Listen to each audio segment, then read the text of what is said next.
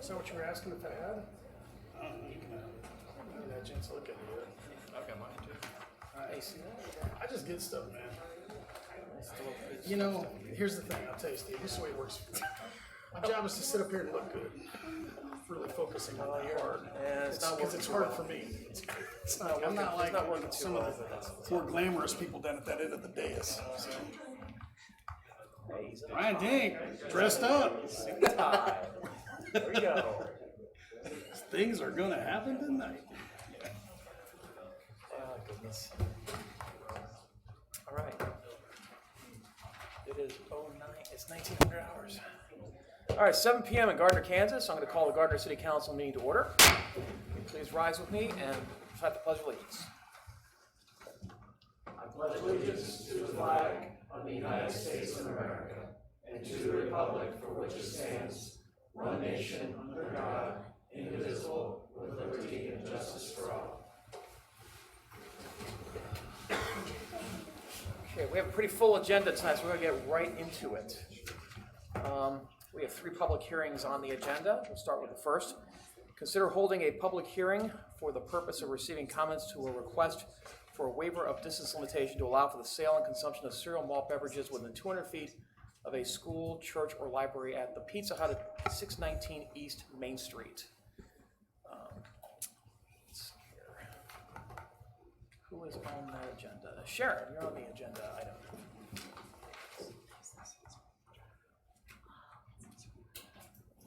So as you are aware, a new church has gone in that strip mall across the street from the Pizza Hut.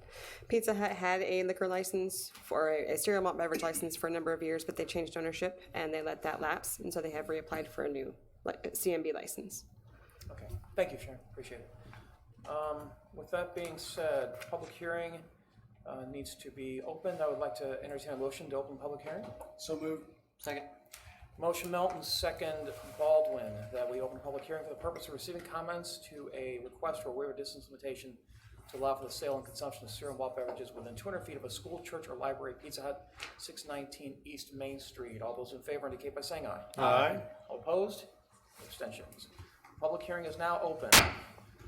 Public hearing rules of procedure. We have a 5-minute clock here. If you come forward, we will start the clock. At the end of the 5 minutes, we will end the comments. No profanity, no personal attacks. With that being said, the public hearing is now available for the winner.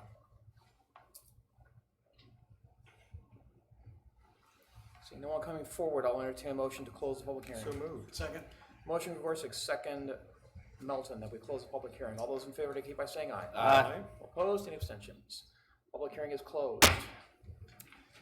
Public hearing item number 2. Consider holding a public hearing for the purpose of receiving comments on the proposed community improvement district at Plaza South. Matt Wolf. Good evening.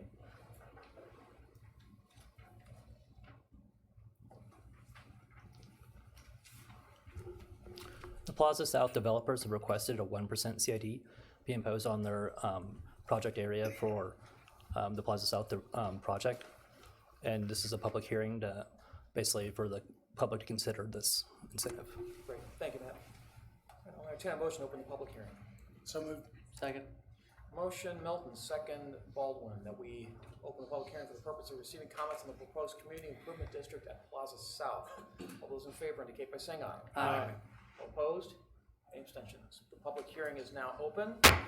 And please limit your comments to 5 minutes. No profanity, no personal attacks. The mic is open.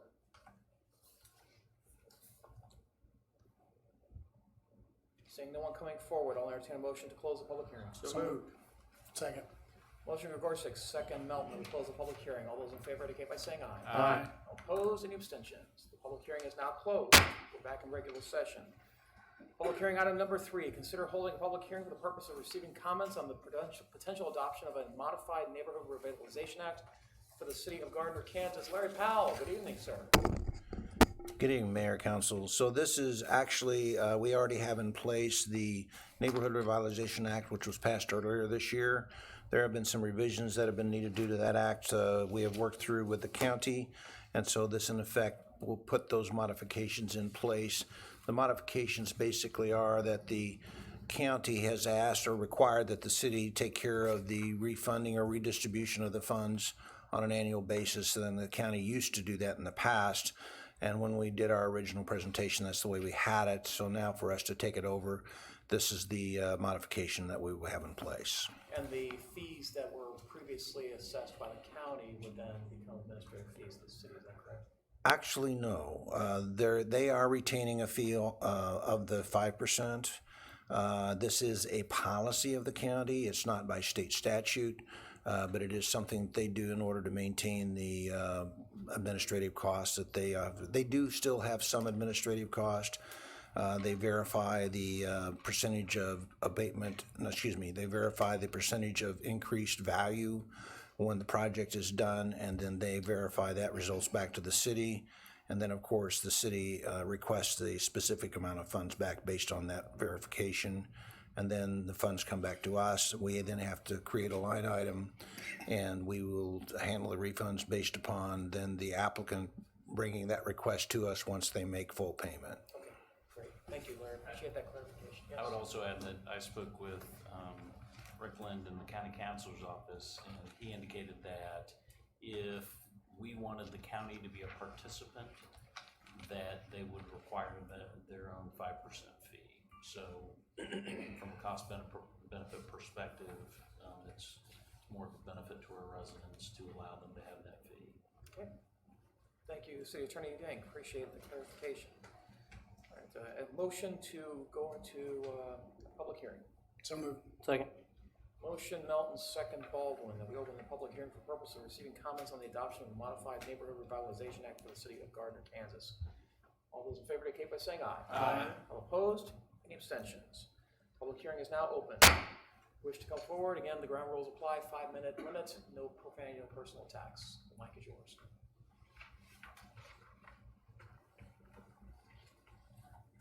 No one coming forward. I'll entertain a motion to close the public hearing. So moved. Second. Motion Melton, second, Winters. We close the public hearing. All those in favor indicate by saying aye. Aye. All opposed, any abstentions? Public hearing is now closed. Now it's time for public comments. Members of the public are welcome to use this time to make comments about city matters or items on the agenda that are not part of the 3 previous public hearings. Again, same ground rules apply. 5-minute time limit, no profanity, no personal attacks. With that being said, if you come forward, state your name and address for the record. We will hear.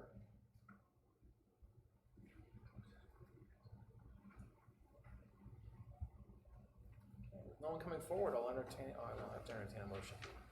Going forward, we'll move on to the consent agenda. I know. That's okay. Habit. Is there any member of the council wishes to remove an item from the consent agenda this one? Let's see. Just feel like I should because there's only 2. Anyone else? All right. I'll entertain a motion on the consent agenda. So moved. Second. Motion Melton, second Winters, that we approve the consent agenda. All those in favor indicate by saying aye. Aye. All opposed, any abstentions? Consent agenda passes. Next item on the agenda is a planning and zoning consent item. Consider accepting the dedication of right-of-way and easements for the final plat for Plaza South. I believe that would be Mr. It's written, but it's also just a consent item. Okay, it is a consent item. Yes, you're correct. I get those mixed up now with the new consent item. Okay, so is there any member wishes to remove an item from the planning and zoning consent agenda? All right, seeing none, I'll entertain a motion on the planning and zoning consent agenda. So moved. Second. Motion Melton, second Baldwin, that we approve the planning and zoning consent agenda. All those in favor indicate by saying aye. Aye. All opposed, any abstentions? Planning and zoning consent agenda passes. Committee recommendations. Recommendation item number 1, consider authorizing the purchase of a combination vacuum and jetting truck for utilities. Gans Garcia. Good evening. You have 2 items here. Good evening, Mayor, Yes. Council. For this item, the city personally has a vacuum truck. It was purchased in 2007. Over the past 5 years, we spent over $45,000 in maintenance and repairs. It currently has 35,000 miles and 3,500 operating hours. So the existing truck is in need of replacement. So we went ahead and solicit proposal from from vendors. Five of them responded, including Elliott, Red Municipal, Meyer Equipment, Key Equipment, and Midwest. According to the purchasing policy, a selection committee was formed to review the proposals. After reviewing the various proposals, for example, Elliott proposed a new and a demo unit. Red had 4 proposals, 2 new units and 2 demo units. Key Equipment had 1 new unit. Meyer had a demo unit, and Midwest Vac Products had a 2018 vac truck. So we reviewed all the proposals, and after several meetings, we determined that the best option as far as equipment, price, and operationability of the truck, we selected Elliott, the demo unit, for $338,000. Thank you very much, Gons. Public comment on committee recommendation item number 1. Seeing none, any questions for Gons Garcia, for staff? Guns, with the existing truck, are we gonna keep that around, or are we gonna sell it as is? It'll be a trade-in, so they'll give us, Elliott will give us $50,000. Thank you. Any other questions? I did have one question. It's really more Yes, sir. clarification than anything else, Gons. So Key Equipment and Supply was the low bidder at $296,000, correct? Correct. That's a Vector truck. It's a base model. So if you add the options to the one to compare it to the Camel demo unit, it will be a lot more. Another issue with Key Equipment is the service. They have provided poor service. They're very hard to get a hold of when we have any technical questions, so they were disqualified Okay, due to the service and bad experience with them. so they truly didn't meet the bid criteria, correct? Yes, sir. All right, thank you very much. I just wanted that clarification for the record. All right, any other questions? If not, I'll entertain a motion on committee recommendation item number 1. Second. Motion by Gorsuch, second Baldwin, that we authorize the city administrator to execute a supply contract with Elliott Equipment Supply Company in the amount of $338,000 plus insurance and delivery charges to purchase a Camel demo combination vacuum and shedding truck. All those in favor indicate by saying aye. Aye. All opposed? Any abstentions? Committee recommendation item number 1 passes. Committee recommendation item number 2. Consider authorizing a lease agreement to replace 2 specialty vehicles. Gons, you're back on the battlefield. Yes, the electric distribution trucks, we presently at least 6 of them, and 2 of them will be up for renewal on May 2020. That is the distribution digger derrick truck and the large aerial lift truck. So we solicited bids for the 2 trucks, and we received a proposal from Altec and Terex. After reviewing the 2 bids, the Terex bid did not meet all the compliance, did not comply with the requirements. In addition, their bid did not include any taxes. According to the purchasing policy, they were rejected. Their bid were rejected. Also, based on the experience we had with Altec for the past 5-6 years, they have a good service, good response. So the recommendation was to go with the Altec, the 2 Altec trucks. Thanks, guys, appreciate it. Any public comment on committee recommendation item number 2? Seeing none, any questions from council for Gons or staff? I'll entertain a motion on committee recommendation item number 2. So moved. Second. Motion Melton, second Baldwin, that we authorize the city administrator to execute an agreement with Altec Capital to replace 1 distribution digger derrick truck at a monthly rate of $3,461 and 1 large aerial lift truck at a monthly rate of $3,422. A 5-year lease program excluding insurance and delivery charges. All those in favor indicate by saying aye. Aye. All opposed? Any abstentions? Committee recommendation item number 2 Thank you. passes. No problem, Gons. Thank you for your presentation. Next item up is, and we have made a modification to the published agenda slightly. We're going to engage an executive session, to discuss matters of attorney-client privilege. How many minutes do we need for that? 15 minutes? Okay. So, Oh, sure, take my pen. I'm gonna take your pen. Good thing I brought an extra one. Of course. Be All right. prepared. I'll entertain a motion on recess into executive session. So moved. Second. Motion, Milton, second, Baldwin, to recess in executive session pursuant to KSA 75-4319B2 to discuss matters of attorney-client privilege beginning at 7:15 p.m., returning to regular session at 7:30 p.m. All those in favor indicate by saying aye. Aye. All opposed, any abstentions? We stand in recess.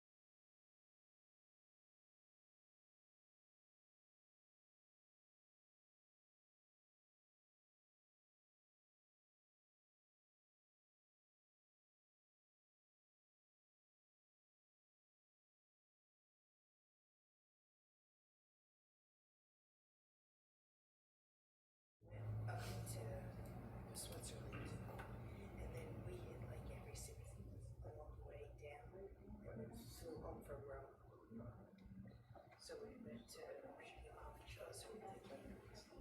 It was great. It was tough. Only because no, it was a parallel tour, so it was a bus. The only thing that I did with the tour company was you could do it where they had meals and stuff. I didn't want any meal. I figured any restaurant that bus could go up to it. Yeah.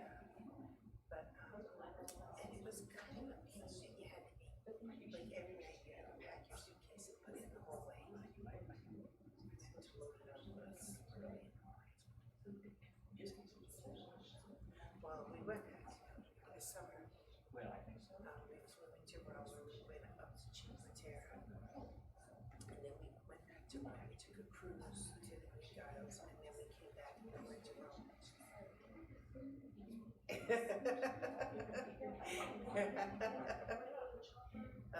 It was so, and in Rome, I was like, I don't want to do anything after they see all the sights in Rome. I just want to eat. I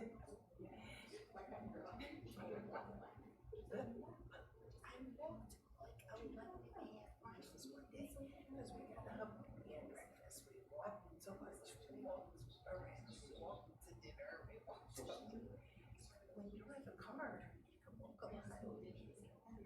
But I can walk in the neighborhoods more. Really? No, it's hard to go from safe.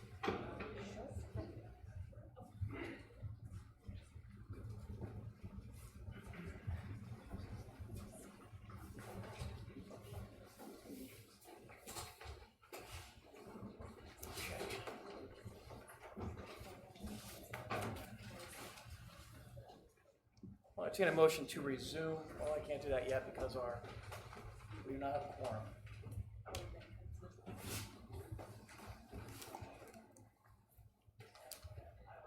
Councilman Baldwin, we need you for quorum, sir.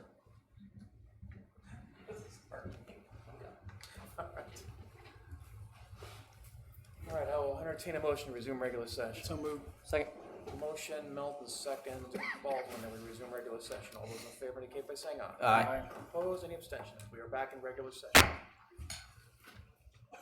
New business item number 1, consider request for waiver of distance limitation to allow for the sale and consumption of cereal malt beverages within 200 feet of a school, church, or library at Pizza Hut, 619 East Main Street. Because this was previously a public hearing item, we will not have public comments.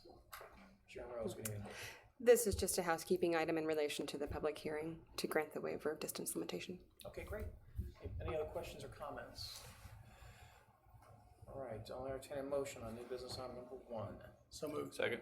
Motion Melton, second Winters, that we approve a request for waiver of distance limitation to allow for the sale and consumption of cereal malt beverages within 200 feet of a school, church, or library for Pizza Hut located at 619 East Main Street. All those in favor indicate by saying aye. Aye. All opposed, any abstentions? New business item number 1 passes. New business item number 2, consider adopting a resolution amending resolution number 2032 of the City of Gardner, Kansas. This has to do with the Waverly Plaza Special Benefit District. Matt Wolf. Good evening, again.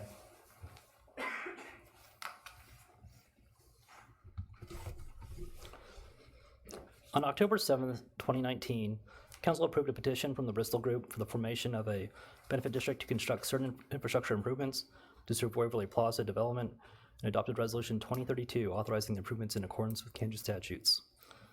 Per an amended petition submitted by the Bristol Group, the proposed resolution amends Resolution 2032, increasing the maximum cost of improvements for the improvement district to $2,625,000. It is staff's recommendation that you adopt the resolution. Okay, great. Thank you very much, Matt. Any public comment on new business item number 2?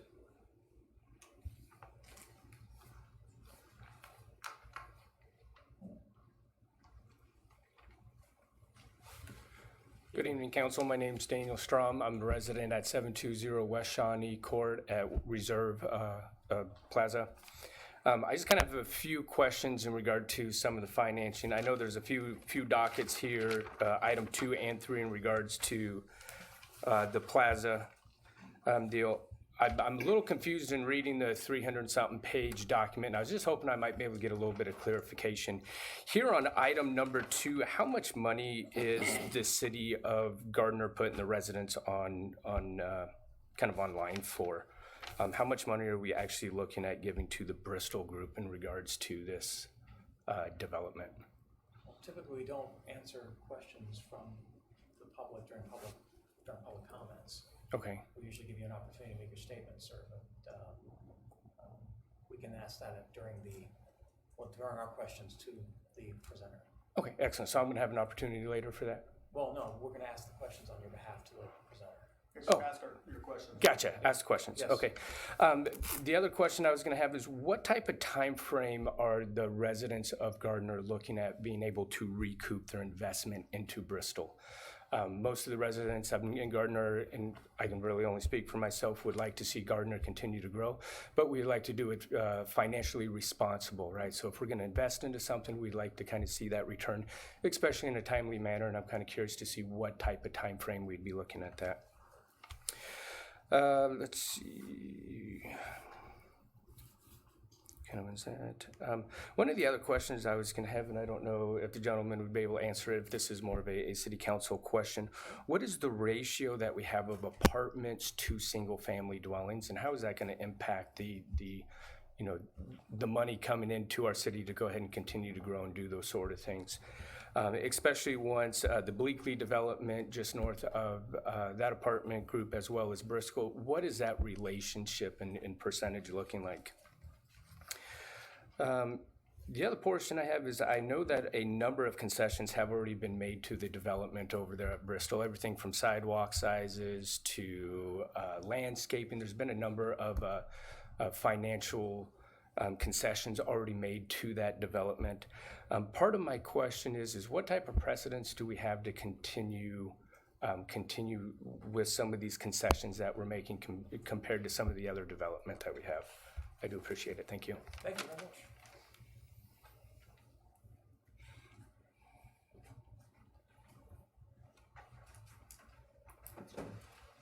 Good evening, Council. My name is Mary Pribble, resident at 132 North Pear Street at the Reserve of Waverly Point. I'm also the secretary on the HOA for the Reserve of Waverly Point.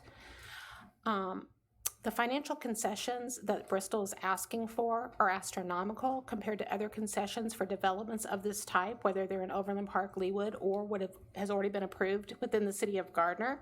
So I think we need to sharpen our pencils and push back on the Bristol group to bring more money to the table than what us as taxpayers should be willing to sacrifice to put this development together.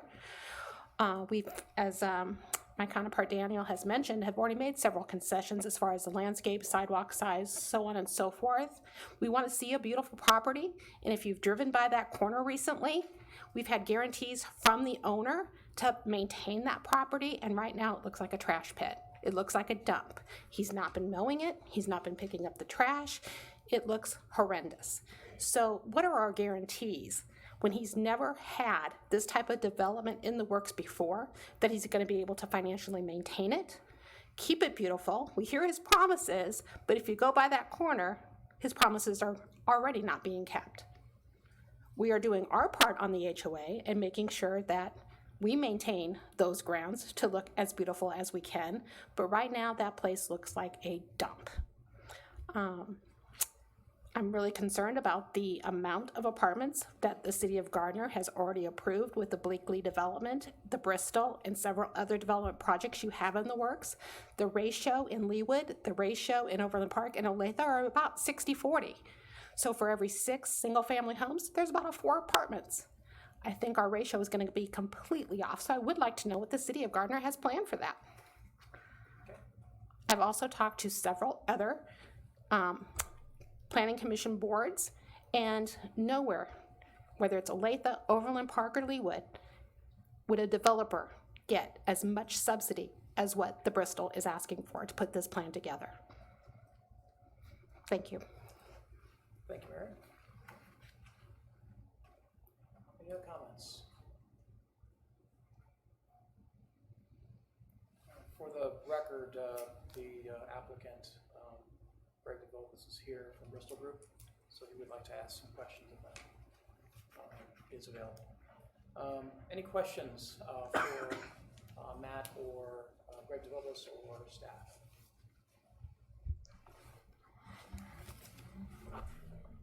Do we have any numbers on the percentage of apartments? I know we don't have as many apartments as we do have. Because there's only a handful of apartments, and yeah, I think we're not even close to 20% probably on apartments versus residential housing, are we?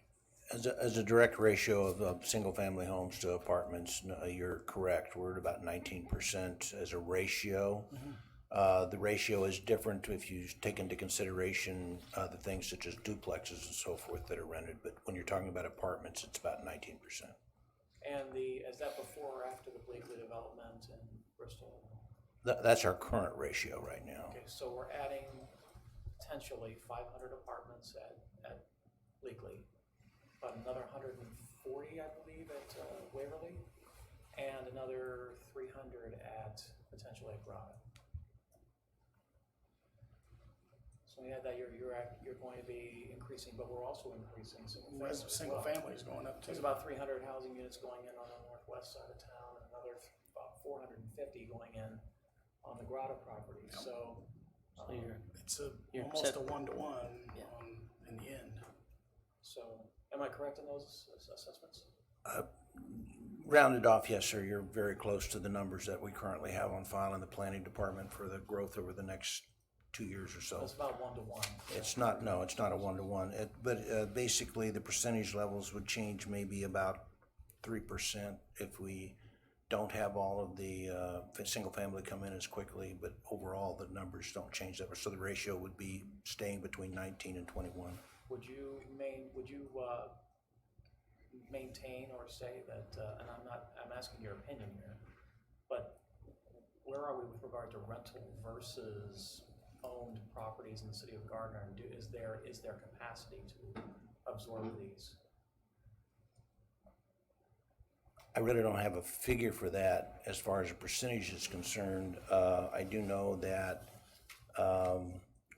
when you take into consideration the number of duplexes that have been built in the last 4 years, then the ratio of ownership versus rental does change. The rental side does go up, and the ownership, of course, goes down a little bit. But the total numbers of duplexes have only increased by about 200 over the last 4 years. So, again, the overall average is not going to be probably much more than 25% in a total. So it's a 3-to-1 single-family ratio to rental. At this time, I would say it's very close to that, yes, sir. Which would be significantly lower than most every other municipality in Johnson County. I'd have to go do some research to say, make that statement, but. Yeah. Well, in my estimation, renters become buyers, or there are those folks who don't want to buy at all and want to rent. We have friends of mine who rent all day long because they don't want to be homeowners, so I don't see a problem with either way. Somebody's investing in the city. Either a landlord is invested in or a property owner. I mean, a single-family homeowner. So investment is investment. Sure. Okay. Thank you. Any other questions? Might speak to he Questions? asked about the. Yes, about the landscaping, sidewalk concessions, the financial concessions, and what was I'm not sure what the landscaping concessions were on the. Yeah, Because we really didn't give any concessions. They were doing 5-foot sidewalk, 8-foot sidewalks out at the other place, and I mean, I thought they were excessive sidewalks, but. Well, let's see if there's a. Do you know any of that, Matt? On the sidewalks, I'd defer to Larry. Yeah, Larry. So those are all planning items. So when the process is when someone comes in with a conceptual idea, they want to build X. We sit down in the planning commission and format, and we go through what the code requires you to do as far as setbacks, landscaping, the number of parking permit that you have to have per unit, et cetera. All of that goes into a matrix, so to speak. And the developer then has several options to meet code, and they pick and choose among those options. But no matter what they wind up picking and choosing, it has to meet our code. So anything that has been approved as far as the landscaping plan, the outside lighting requirements, the building facade elevations, all of that has met our city code. And it's, as far as expense is concerned, the cost of those decisions are borne by the developers. I mean, they pay for it all up front. It's up, they build it, they pay for it. So the city gets the monetary investment, the visual investment, and the tax roll investment off of that over the long term. And then, of course, they get the return of the revenues and so forth when they rent the units to help pay for that. But as far as a cost to the city or the property owner, or excuse me, the taxpayers of the community are concerned, that's all borne by the developer. The city doesn't invest anything in any of those items. So it's basically a pick and choose off a list, 3 off column A, 4 off column B, whatever. And it's pretty equitable all the way across. So no matter what things they pick, they're going to pay about the same amount of money. Matt, can you speak as to, I remember the first question, can you speak as to the level of city's participation in the benefit district? I can. Vis-a-vis the infrastructure, we are not investing at all in the above ground development at all. What we are doing is we're putting in Laurel Street, correct? So how much is Correct. that? It's about 25.6% of that $2.6 million number I mentioned. So a little bit over 600,000 would be the city's direct investment into that infrastructure. And then to protect the city, we're going to structure the CID where the city gets first priority on that sales tax to reimburse ourselves for that cost. Which would then theoretically incentivize the developer to get those retail pieces in place. Correct, because the developer wants the CID to reimburse them for their portion of the special benefit district. Correct. But we get first priority, then after that, the developer will. That provides an incentive that they get their business, they get sales tax generating businesses in that development and get it up running as soon as possible. And then the abatement on the apartments is a 10-year abatement, right? So that was Correct. your ROI question on, we're looking at 10 years for that, or sooner if it pays out, right? 'Cause it could. Yeah, and when we actually get to doing the resolution of intent for that IRBs, you'll have a cost benefit analysis to go into detail on that. And for the NRP, that's basically it's an increment that we'd be foregoing, like basically future revenues that we're not currently getting. Sure. So we're giving up short-term revenues to expand our long-term tax base. Because right now it's just a dirt field, we don't get anything for it, so. The other thing I would like to say is, Greg, thank you, and they already have a development here in Gardner, over there, Austin's, it's, what's the? Moonlight Plaza. Moonlight Plaza, thank you. So they're already established with the city and have already done a development here and have run one for quite some time, so as far as them not doing anything and how they look, that's the way that it's gonna look when it gets done. So. And Matt, could you talk to us about the CID? And I would just want to make it clear that outside of the parameters of that development, that tax is not going to affect the homeowners adjacent to that development unless they go into one of the services like a new restaurant or what have you and buy or pay for a service. But outside of that, they're not going to see an increased tax from a residential perspective. Correct. It's just a 1% sales tax would be placed on businesses within that property. And only the people who would be paying it would be people using those businesses. Okay. Same with the benefit district. I mean, it's not affecting anything outside of that. No, the benefit district assessments will only be against the Bristol Group's property. You actually have to petition to become a part of a benefit district. You can't be drafted into it or roped into it or required to participate in the benefit district. You have to actually voluntarily want to be a part of it. So I want to make that clear. I think the only other question we haven't answered was what is the precedence that the city is establishing with this development? You want to answer? Yes. Essentially, through our discussions with our basic direction from council, staff's understanding that this is more of a first mover type incentive package to basically serve as a catalyst in that area. And every project's going to be basically uniquely considered. So every project moving forward will be considered on the merits of that project, not on what past projects got. So basically, we're not giving this to everybody. And that's something that was said to somebody else's summit, that we were doing that, so I'll make that clear. All right, anything else for Matt?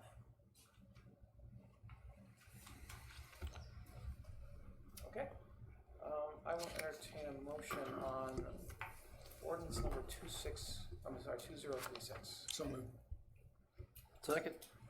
Motion Melton, second Bolin? Yep. All right. That we adopt resolution 2036, a resolution amending resolution number 2032 of the city of Gardner, Kansas for the Waverly Plaza Special Benefit District. City clerk, will you please call the roll? Councilman Gregorczyk, Yes. Councilman Melton, Yes. Councilman Winters, Yes. Councilman Baldwin, Yes. Resolution 2036 passes. New business item number 3, consider adopting an ordinance amending ordinance 2628, levying a special assessment on certain lots, pieces, and parcels of land liable for such special assessments to pay the cost of improvements, Waverly Plaza Special Benefit District. Finance Director Wolf. On October 21st, 2019, upon receipt of a waiver of consent to maximum assessments from the Bristol Group, Council approved Ordinance 2628, which levied and assessed special assessments on certain lots, pieces, parcels of land liable for such special assessments to pay the cost of the improvements. The Bristol Group has provided an updated waiver of consent reflecting an increase in the total cost of the improvements financed by the Benefit District. The proposed ordinance amends Ordinance 2628, increasing the maximum levy against property in the district to $1,953,000 for Benefit District improvements. It is staff's recommendation that you adopt the ordinance that's proposed. All right, thank you very much, Matt. Any public comment on new business item number 3?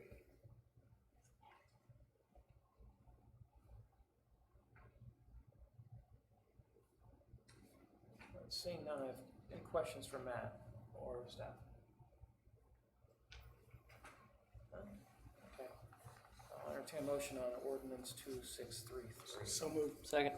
Motion Melton, second Baldwin, that we adopt ordinance 2633, an ordinance levying special assessments on certain lots, pieces, and parcels of land liable for such special assessments to pay the cost of improvements to the city of Gardner, Kansas, as authorized by resolution number 2032 and 2036 of the city, and repealing ordinance number 2628 of the city for Waverly Plaza Special Benefit District. City clerk, will you please call the roll? Councilman Melton, Yes. Councilman Winters, Yes. Councilman Baldwin, Yes. Councilman Gregorczyk, Yes. Ordinance 2633 passes. Agenda item number 4, consider adopting a resolution approving the execution and delivery of a memorandum of understanding for development project within the city, Waverly Plaza. Matt Wolf, I'm assuming you have the details. Yes, we actually talked about most of this just a little bit ago. So the MOU outlines the rights and obligations of the city and developer in connection with the use of incentives and infrastructure investment. The proposed development includes approximately 60,000 square feet of retail space with approximately 307 parking spaces, multifamily housing with approximately 144 units, a pool, a clubhouse, and garage structure with approximately 274 parking spaces. Under the MOU, the city would be responsible for the design, construction of Laurel Street. The developer would be responsible for the design, construction of Washington Street and all other infrastructure improvements to and within the project site. The Bristol Group requested the use of a CID, a special benefit district, a neighborhood revitalization plan, a 75% property tax abatement for 10 years on multifamily, and the issuance of industrial revenue bonds for the purpose of financing a portion of the cost of the project. If you have more detailed questions, Bond Counsel Ellsworth will be available here to answer any questions you have. It is staff's recommendation that you adopt the resolution. Okay, great, thanks, Matt. Public comment on new business item number 4.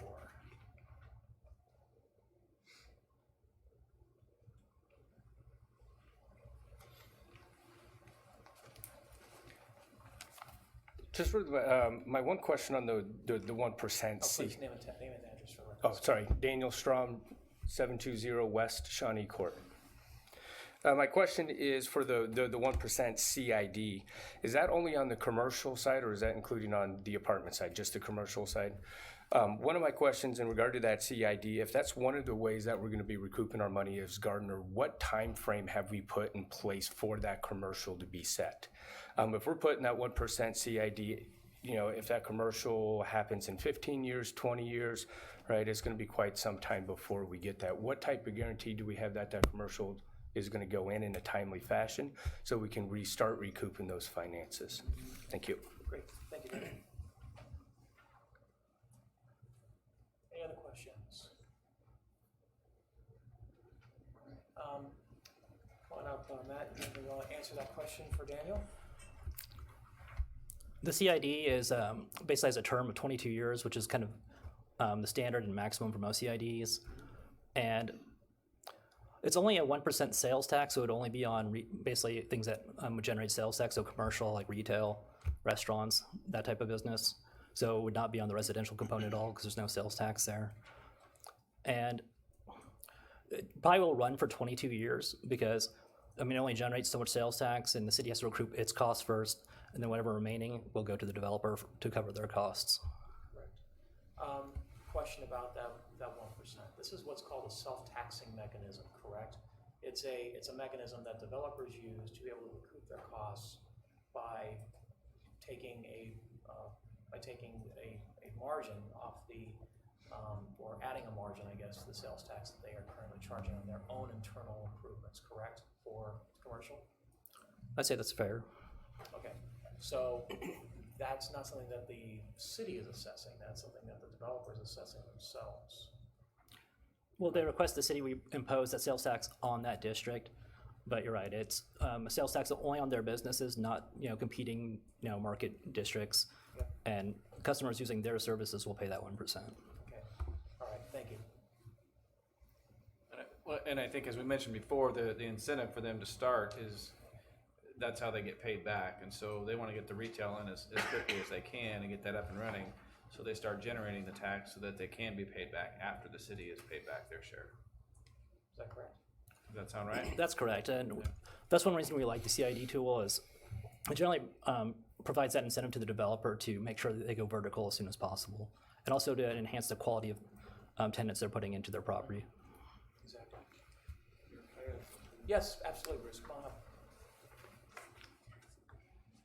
Mayor and Council, I'm Bruce Kimmel Ellers, the city's municipal advisor. I just wanted to point out that Matt earlier mentioned the city's share of the permanent financing related to this project is likely to be somewhere around $600,000, or roughly 25% of the total infrastructure in the benefit district. We've done some preliminary estimates, not anything to bank on, but in terms of looking at what potential CID revenues might be generated based on the mix of retail uses and other commercial uses that the developer is contemplating. And I think it's fair to say that if the developer moves forward with their program, there's a very, very high likelihood that there'll be adequate CID revenues to pay back that city's share. The city hasn't yet decided how long it's going to repay its portion of the permanent financing, whether that's over 10 years or 15 years or 20 years. And so we have until 2021 when the temporary financing comes due, and I'll talk more about that in a little bit. We have enough time to decide, how long the city wants to repay its $600,000 share. And you'll really have the benefit of seeing how far along the development is at that point before making that decision to really marry up your debt service on that $600,000 to that CID stream. So you're really protected in that way as well to have the best possible chance of having enough revenue on an annual basis coming in from that CID to pay all of your debt service in full. And I would say even if there is a year in which your debt service is a little bit more than the CID coming in, the way the MOU is structured is you always have the right to come back and reimburse yourself from future CID streams as future CID revenues to recoup anything that you might have been actually out of pocket for. So I feel really good about the way Bond Counsel Ellsworth has structured that MOU, that the city is really protected, both having the benefit of time to get to the point of deciding how to structure your permanent debt, but also the way your ability to tap that CID revenue is structured. Great, thank you very much for that clarification. Thanks, Director Kimmel. Any other questions? I just have a comment. All right, yes.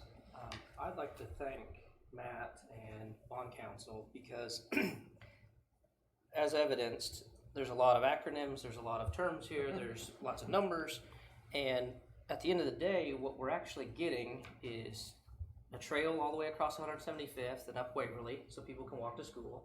We're getting the flooding issue taken care of at 175th and Waverly that benefits a ton of people. This project will get developed, and this developer has owned this land for several years, so we're getting money from something, not just land sitting there. So even though it's somewhat complicated and there's a lot going on here, this is a great benefit to the city overall. And I just want to say thank you for working through all those details to make it work. Thank you. That doesn't include, by the way, Laurel Street, which is going to be a second entrance for Waverly Point, which isn't there right now. And that right there poses a life, health, and safety risk because emergency responders, if that front entrance is blocked, can't get to people up back there. So this gives them a second entrance, which is very important. So. I'd like one entrance. If somebody comes to rob us, they can get out a different route. This way they can't get out. Excuse me? If somebody comes into the neighborhood and does destruction or anything, it's giving them another way out, I'm sorry. right? I guess. Public comment is not available right now, but. That's the way I feel. So Mayor, I have a question. Yes. So my questions are loosely attached to this development, and I agree with what Mark just said. We're not taxing the community around it. We're taxing it within the boundaries of that development. We're able to fix the flooding out in that neck of the woods. I do have a concern with the drainage that's just north of 175th that's attached to the current neighborhood that's there. We can talk about that later. But what my concern is kind of an inventory question. So Gardner is primed for growth. No matter who's up here at the end of the day, we're just primed for growth. And I just want to make sure that we're taking an inventory, and I've emailed some questions over to Tyler and Jim Pruding. But in a nutshell, I just want to take a look at the inventory of what we have allocated now with this current council, what has been allocated in the last 5 to 10 years, and how does that position us in the next 10 years to provide the mechanisms for that continued growth. It took a lot of explanation to understand the 75% that we have here on this agenda item, and now I understand it, but at face value, it looked like a sweetheart deal. Those are my words, but now I do understand it, and I can convey that through a Q&A. But I really am concerned about the inventory of what our agreements are, current and past, in connection with what our future opportunities are through these mechanisms. Do you want to address that, Matt? We might have a conversation about that. Yeah. And I certainly understand where you're coming from. We have a lot of development happening, and we're making some major investments in the community to make sure these developments come about. It's basically during the next capital budgeting process, which starts next spring. It's staff's idea to basically make sure you understand, okay, what agreements do we have already in place? What do we kind of have on the horizon? What does our funding capacity look like? What kind of capital investment are we considering?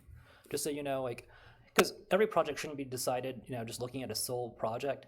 You need to consider, like, okay, what are all the things on the table? We only have so much funding. Where's it best going to be allocated? And so how can we get that information to council? We're working on that, and we plan to provide it during the capital budgeting process. Okay, thank you, Matt. Any other questions? Seeing none, I'll entertain a motion on resolution 2037. So moved. Second. Motion Milton, second Baldwin, that we adopt resolution 2037, a resolution of the city of Gardner, Kansas, applying or approving the execution and delivery of the memorandum of understanding for a development project within the city of Waverly Plaza. City clerk, will you please call the roll? Councilman Winters, Yes. Councilman Baldwin, Yes. Councilman Gorsick, Yes. Councilman Melton, Yes. Resolution 2037 passes. New business item number 5, consider adopting a resolution providing notice to be given for a public hearing concerning the advisability and the creation of a community improvement district within the city and declaring the intent of the city to levy a community investment improvement district sales tax at the Waverly Plaza. This resolution sets a public hearing to consider the establishment of a CID for Waverly Plaza.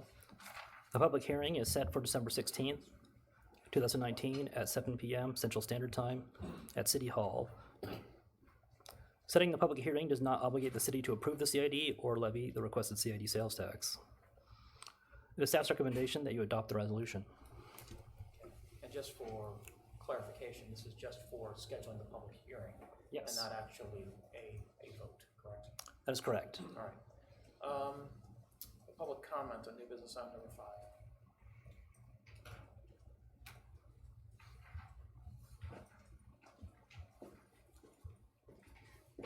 Greg DeVilbus with the Bristol Group. Of course, I'm in favor of a public hearing, but I just wanted to thank the commission and the staff for the hard work that's happened over the last couple of years crafting all this, and Tyler and our attorney as well. It's been a lengthy and difficult process. I mean, we're, despite, what some of the public has said, we're bringing the latest estimate around a $35 million project, including the land that's there, which we've owned for 14 years. And so, if it hasn't looked like trash in 14 years, I don't know why all of a sudden it does now, but nevertheless, I just want to thank each one of you. Congratulations on the retained commission, and congratulations to the new incoming commissioner as well. And with that, goodbye. Thank you very much. Any public comment?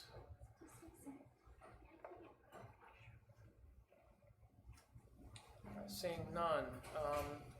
Questions for Matt on the resolution that'd be 2038. All right, I'll entertain a motion on resolution 2038, new business item number 5. So moved. Second. Motion Winters, second Baldwin, that we adopt resolution 2038, a resolution of the city of Gardner, Kansas, providing for notice of a public hearing concerning the advisability of the creation of a community improvement district within the city, and declaring the intent of the city to levy a community improvement district sales tax pursuant to KSA 12-6A26 at SEC for Waverly Plaza. City Clerk, will you please call the roll? Councilman Baldwin? Yes. Councilman Gorsuch? Yes. Councilman Melton? Yes. Councilman Winters? Yes. Resolution 2038 passes. New business item number 6. Consider adopting an ordinance authorizing the creation of a Plaza South Community Improvement District for the city of Gardner, Kansas, and authorizing the imposition of community improvement district sales tax to be collected within such district. As this was a subject of a previous public hearing, there will not be public comments on this item. Matt Wolf. Plaza South Developers has applied for the use of a CID. If the CID is created by the city and certain further conditions are met, the city intends to pose a 1% CID sales tax within the CID to reimburse eligible costs of the Plaza South project.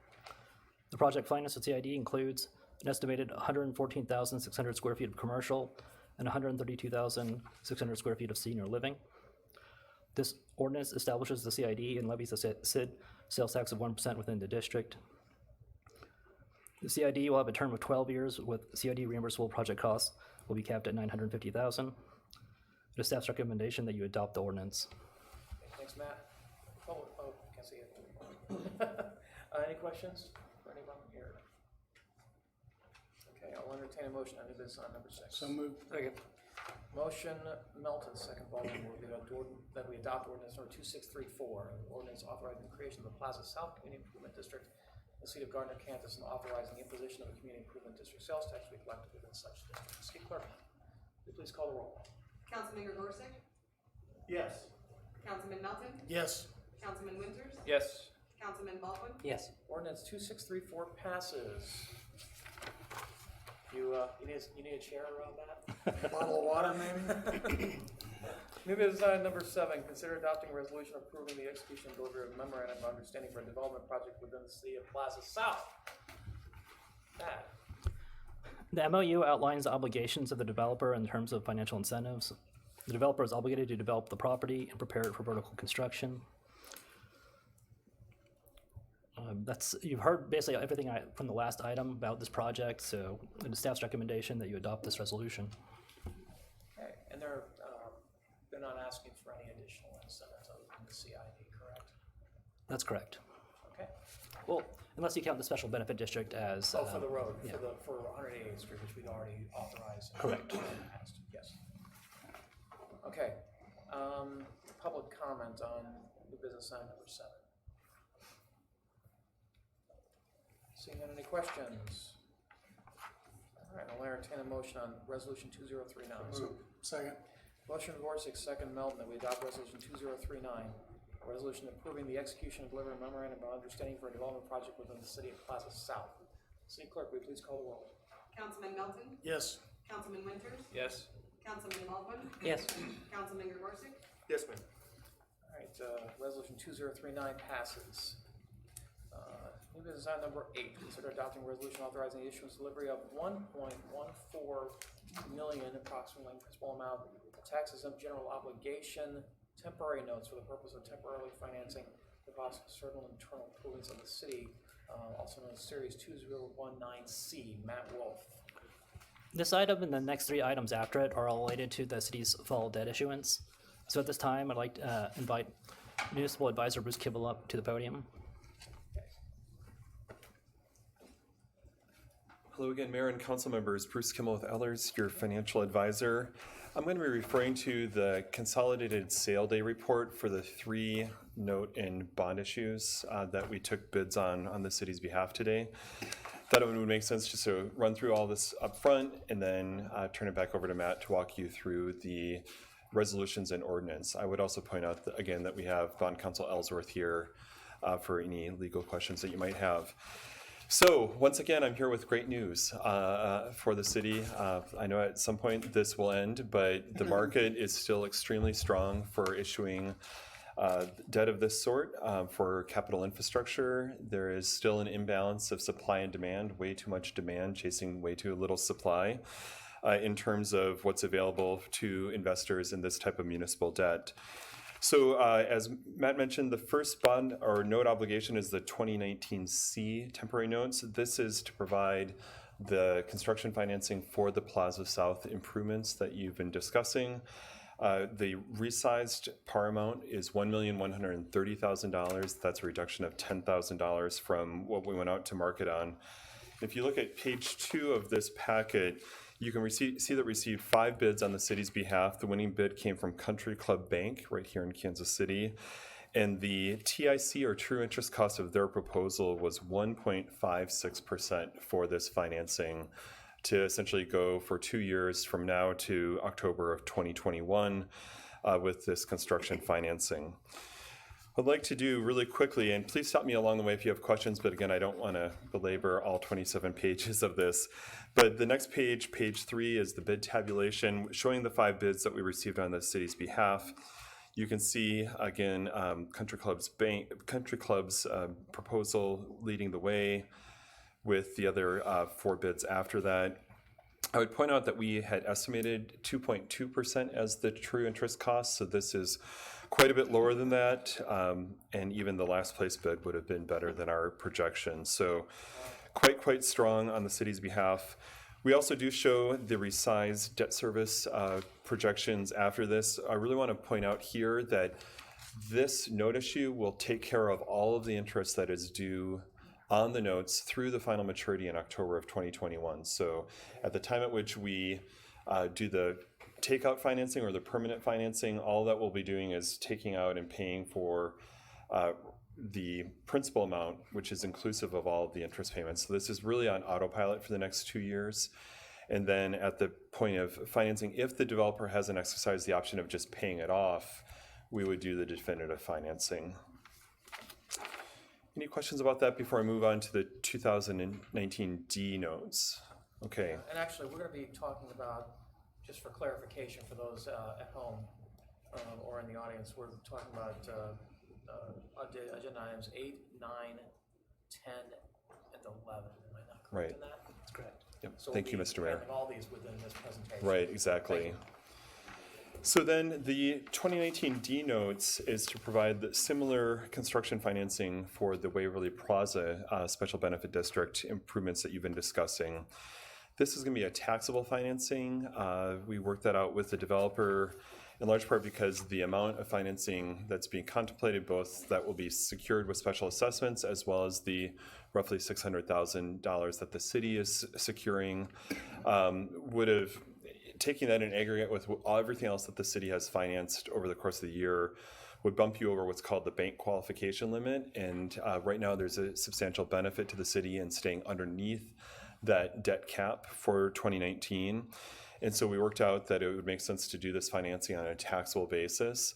That worked out very, very well, not only for the city, but also for the Waverly Plaza project, because taxable rates right now, especially on a short-term basis, are not substantially higher than tax-exempt rates. So as you can see, we received 5 bids on the city's behalf on this note issue as well. And the best interest rate came from Hutch Shockey out of Chicago with a true interest cost of 1.88%. So that's, again, taxable under both federal and state law, and it's only 1.88% for the next 2 years. Again, you can see a similar format to this sale day report showing the 5 bids received on the city's behalf.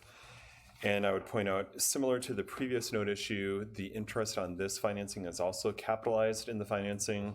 So when it comes time to refinance this and do the long-term structuring that I mentioned in my previous comments, all we'll be doing is taking out and refinancing the $2,510,000. That's the permanent amount.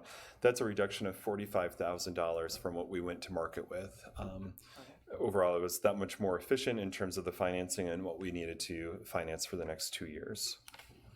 And I would point out that one, it's hard to know, council members, what kind of taxable rate you'll get. So we had estimated 2.7%. I'd like to say we really sandbagged that one, coming in at 1.88%, almost a whole basis point less, but it's better safe than sorry. And again, the city benefits and the developer benefits. If we weren't getting great rates, I'd ask why. I know.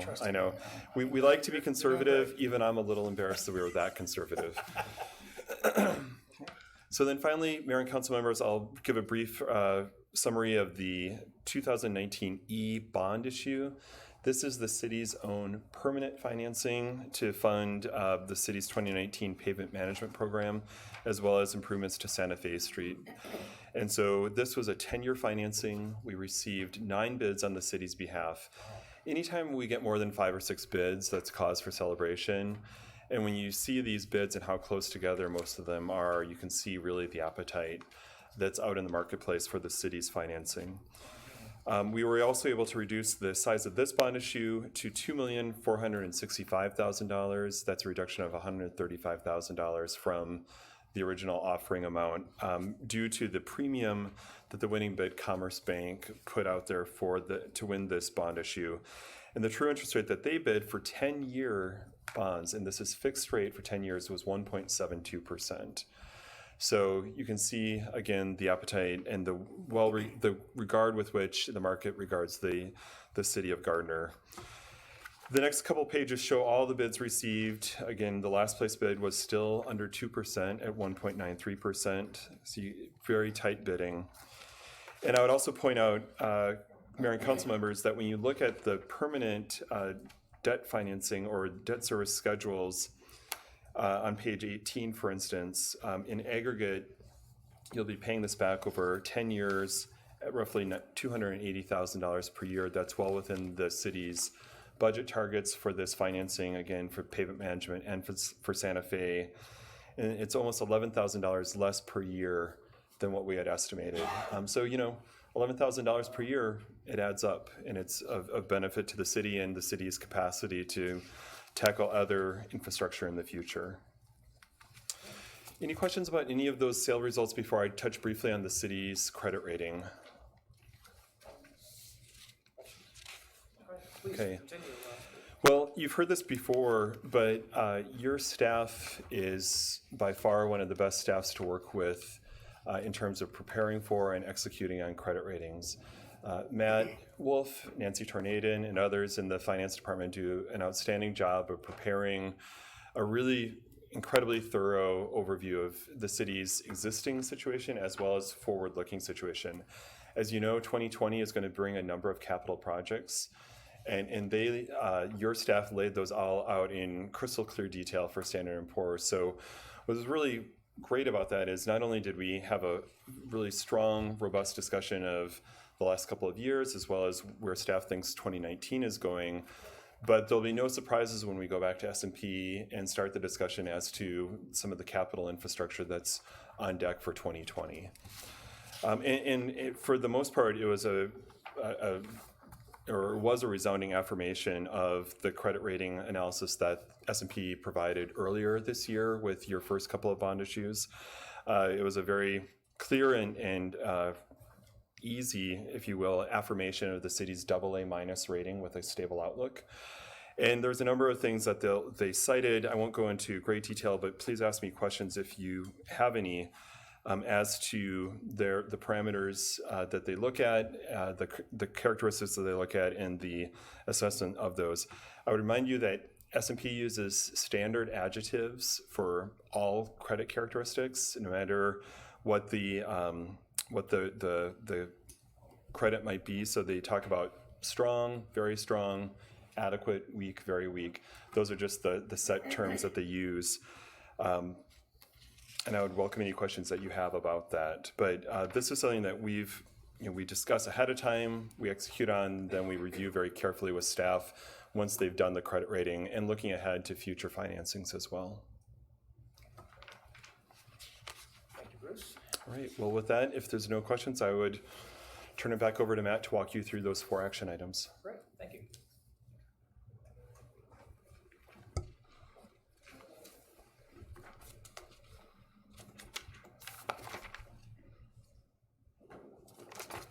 For new business item number 8, it is staff's recommendation that you adopt resolution number 2040. Okay, thank you. Any public comment on, I'm going to just lump the next 4 agenda items into a single public comment period. Yes, I'm going to do that. If anyone has any wish to comment on any of the next 4 items for debt issuance, please. This is your last chance to speak on that side, Tori. Okay. All right, seeing none, let's go ahead and tackle each one of these. As I said, the next 4 agenda items are of the same ilk. So, any questions, any further questions or comments for Matt Wolf? We're just going to run through these then. I'll entertain a motion on new business item number 8. So moved. Second. Motion Milton, second Baldwin, to adopt resolution number 2040, resolution authorizing the issuance and delivery in the form and details of and authorizing delivery of approximately $1,130,000 principal amount for general obligation temporary notes series 2019C of the city of Gardner, Kansas for the purpose of temporarily financing the cost of certain internal improvements of the city. City Clerk, will you please call the roll? Councilman Winters? Yes. Councilman Baldwin? Yes. Councilman Gregorczyk? Yes. Councilman Melton? Yes. Resolution 2040 passes. And this is on number 9, adopt resolution 2041 for issuance and delivery of $2,510,000 principal amount of general obligation temporary notes. May I have a motion on that resolution? So moved. Second. Motion Melton, second Baldwin, that we adopt resolution 2041, resolution authorizing the issuance and delivery of approximately $2,510,000 principal amount of general obligation temporary notes series 2019D, taxable under federal law for the city of Gardner, Kansas, for the purpose of temporarily financing the cost of certain internal improvements of the city. City Clerk, will you please call the roll? Councilman Baldwin? Yes.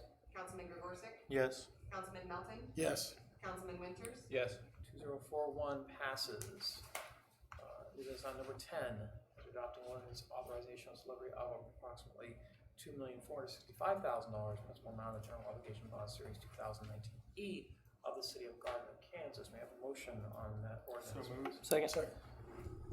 Give it to Mark. All right, motion Gregorczyk, second Baldwin, that we adopt ordinance number 2635, an ordinance authorizing the issuance and delivery of $2,465,000 principal amount of general obligation bond series 2019E of the city of Gardner, Kansas, and providing for levy and collection of an annual tax for the purpose of paying the principal of and interest on the bonds as they become due. City Clerk, will you please call the roll? Councilman Gregorczyk? Yes. Councilman Melton? Yes. Councilman Winters? Yes. Councilman Baldwin? Yes.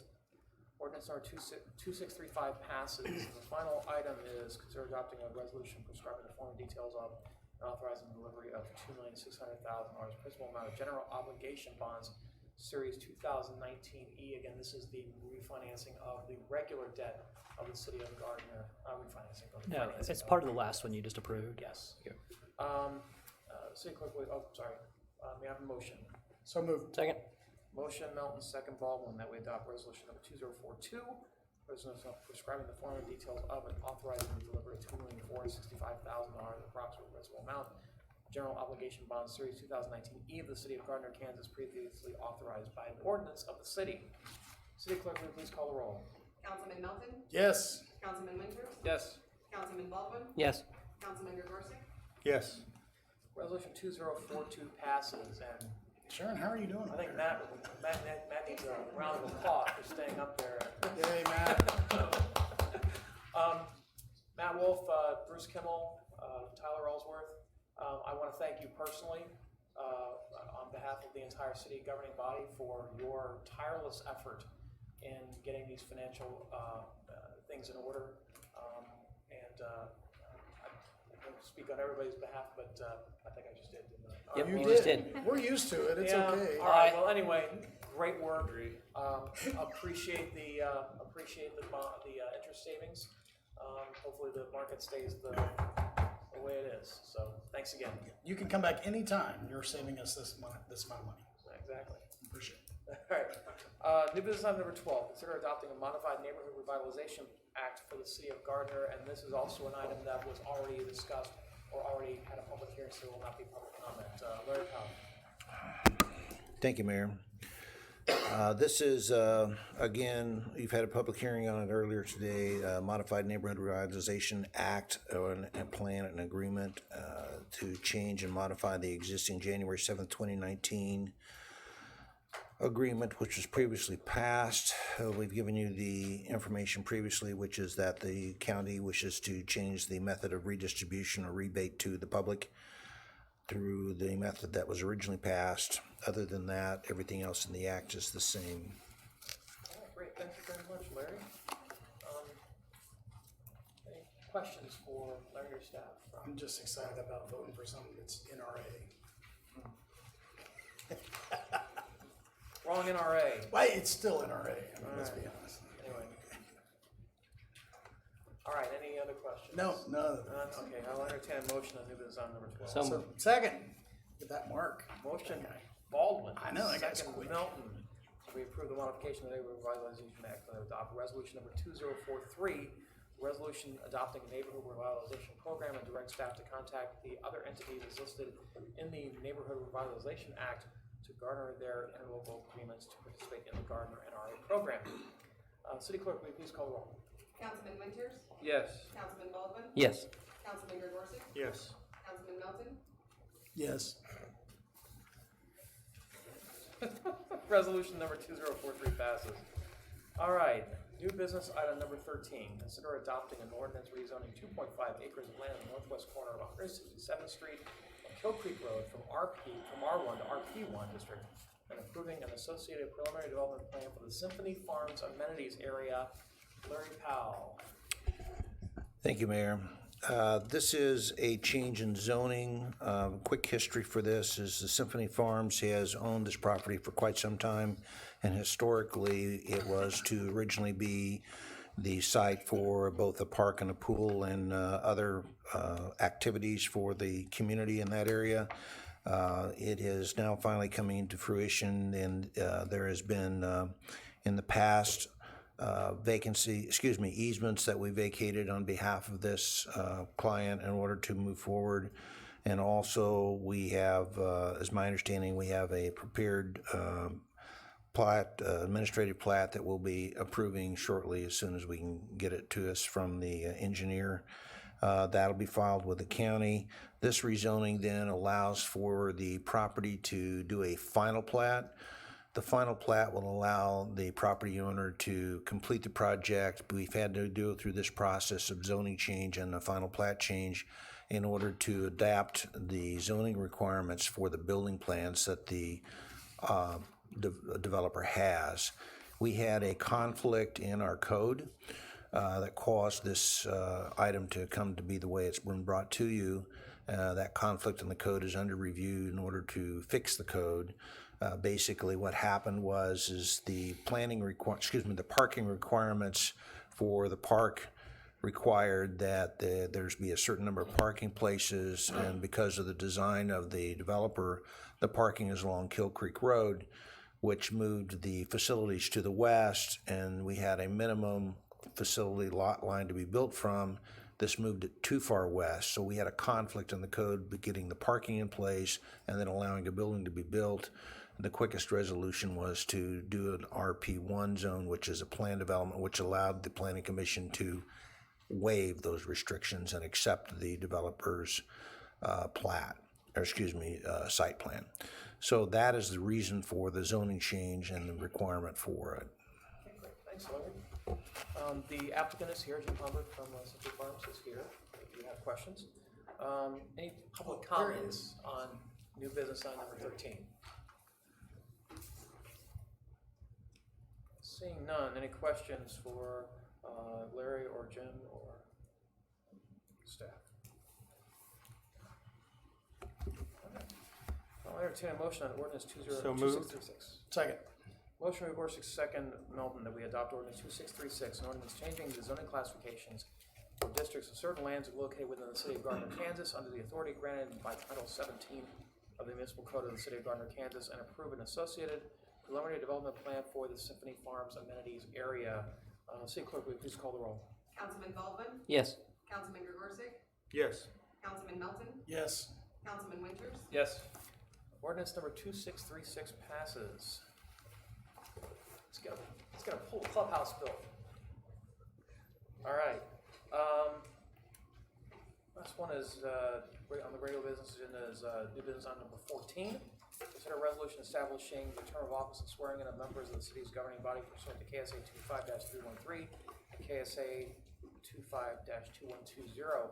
Ryan Dank Hey. at the podium this evening. Good evening.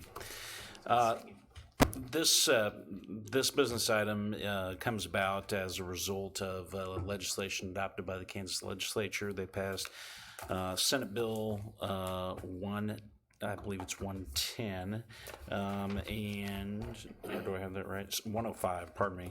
Senate Bill 105, which provides that the term of elected officers after July 1 of this year, 2019, is to occur either on the second Monday of January following the certification of the election, or on a date after December 1, or but before the second Monday of January, if the governing body adopts a resolution. Our charter ordinance actually aligns with the end date of this new legislation. However, in talking with Jim and at the request of the mayor, that we go ahead and seat the new council members at the December meeting. This was brought forward.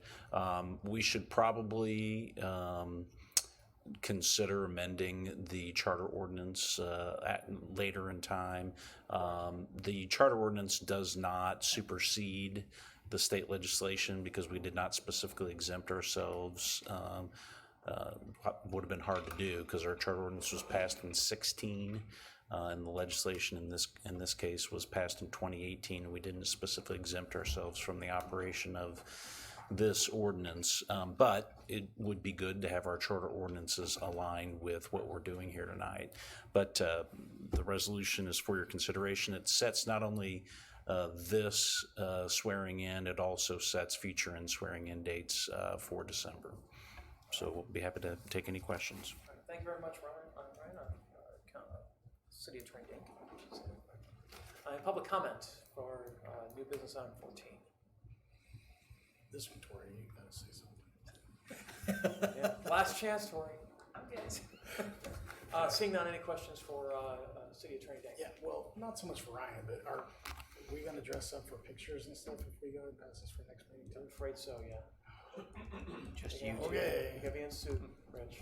For the whole meeting, can we make it a short agenda? Let's try our I best. get itchy. So we're gonna shoot for December then? The first January.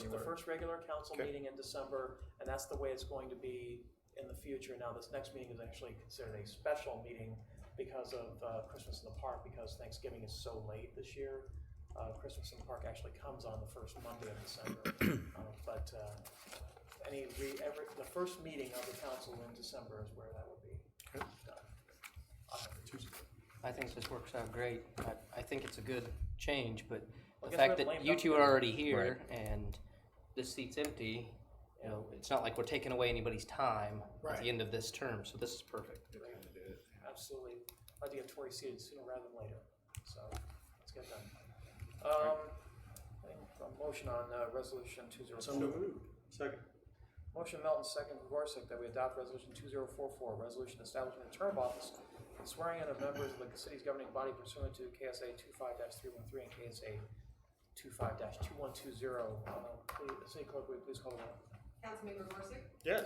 Councilman Melton? Yes. Councilman Winters? Yes. Councilman Baldwin? Yes. All right, new business item 14 passes, and when would we expect to have that charter ordinance modification before us for a vote? my intent would be to bring that forward after we get everybody sworn in, and so, probably. After the New Year? We, there's no great rush, we've got 2 years, but, I mean, I'll have it drafted and get it to. It's like the guy works in government. Get to Sharon and Jim, and they can decide when to put it on the agenda. Okay, great. Thank you, thank you. All right. Regular agenda's over. Council updates. If staff have anything for council, I'm going to start with Michael Kramer. Has been very, very quiet over there tonight. Yeah, big agenda. I have no items on that. But Yeah. so no, the only thing I wanted to mention is the construction on the sewer serving the airport has begun. Yes. Kill Creek Road, they have to cross that. That was closed today. It'll probably be. We hope it's open back up on Wednesday. And then there will be closings at some point in the future of 175th Street west of Kill Creek Road. And so we'll work with staff and put out notices on that as well. Do you have an idea when that might be? I'm not real sure if their construction schedule, whether they're going to get the whole part on the north finished first or whether they'll jump to that, later. But we'll work to give as much notice as we can. And ETA on the final. So they have 60 days total to complete. I think it'll be probably half that, but they do have 60 per their contract. So sometime in December they'll have a toilet that's flushing out. I certainly hope so. I certainly hope so too. Okay, Larry Powell. I just would like to mention one thing. Earlier, we had some questions about the construction along 175th Street and the Waverly Corner area. For the public, those in the public who may not know, the dirt work that's been going on out there and the pipe that's being laid is work that's being done in an improvement in a gas main, a natural gas main for the Kansas Gas Service Company, which is actually enlarging the service line from where the city actually gets its gas at that corner. If people have noticed those little gas houses on the northwest corner of that intersection, that's where our service comes into our community. And then as an extended and improved service line all the way up to Main Street along the north side of 175th Street. And this is just one of basically 3 pipeline improvements you're going to see in that area, because we'll have a 12-inch water line, I believe, 12-inch water line, which will be on the north side also. That will follow up, and then we will also have storm sewer improvement piping in the ground and part of the road widening project. So you're going to see a continued, I hate to say it, mess along the north side of that roadway for the next couple of months, as all of the infrastructure goes in place before we can actually do the road widening project of 175th and the intersection of 175th and Waverly Road. So it'll be a great improvement. It'll give much better access to the neighborhood and safety requirements for the neighborhood. But it's just a little bit of stress that we'll have to work through as we go through those improvement timeframes. And then one quick update on Price Chopper. The cold weather hasn't slowed them down any. They've been working very well over there, and those big orange things you see are the underground detention barrel system that's going in the ground. So it's moving, they're on schedule as far as construction is concerned, and they're continuing to move forward on that project. Great. Thanks, Larry. Parks and Rec, Jason Bruce, another quiet person over there. Yes. Quick update on the Kill Creek Trail project. It's moving along pretty well. I don't know if you may or may have not seen, got a lot of concrete laid down.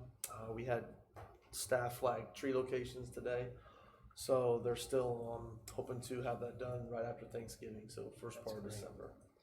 And then you kind of stole a little of my thunder. Yes, Christmas in the Park is coming the first Monday after Thanksgiving, December 2nd, over at Cornerstone Park, 7 o'clock.